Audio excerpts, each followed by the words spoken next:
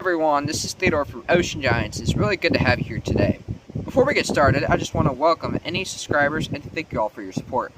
And I apologize in advance if you hear any ruffling in the music or the video. It's because of the wind. I have nowhere else to set up. This is kind of the only setup I got right now because everywhere else is hectic and loud. So I apologize in advance. A man's got to do what a man's got to do. But if you do hear it, I apologize. Let's get back on track here. Today we're going to be taking a look at a much smaller ship, but one with a story that's a lot bigger than it might seem at first. Because this is not a ship that crossed the Atlantic on its own. It wasn't designed to carry passengers from one continent to another. But despite that, it played a role in one of the most famous voyages in history. And that's what makes it interesting. This is the story of the SS Nomadic.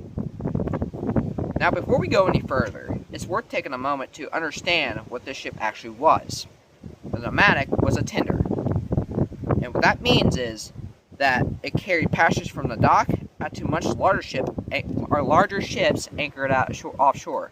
Again, I'm not going to edit out the stuttering because people make mistakes, and I'm going to leave it in just to prove you guys people do make mistakes. Because at certain ports, those massive ocean liners couldn't come close enough to dock directly. So ships like the Nomadic were used to bring people out to them. And this might seem like a small job, but it really wasn't. Because this role placed the Nomadic right in the middle of something much bigger. It became part of the experience. To many passengers, this was the first step of their journey.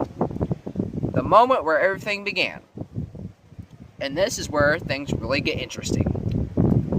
Because this SS Nomadic was built for the White Star Line. And it was designed to serve their newest and most advanced liners, including the RMS Titanic. In 1912, when passengers boarded the Titanic at Cherbourg, they didn't step onto it from the dock.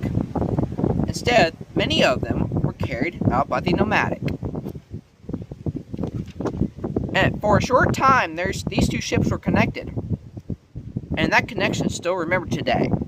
And because of that role it played, Nomadic wasn't just a simple transport vessel.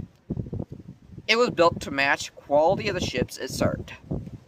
Constructed by Harland & Wolff, the same shipyard that built the RMS Titanic, it even shared design features with those much larger liners. Which meant that even though it was smaller, it still had carried a sense of luxury. Passengers stepping aboard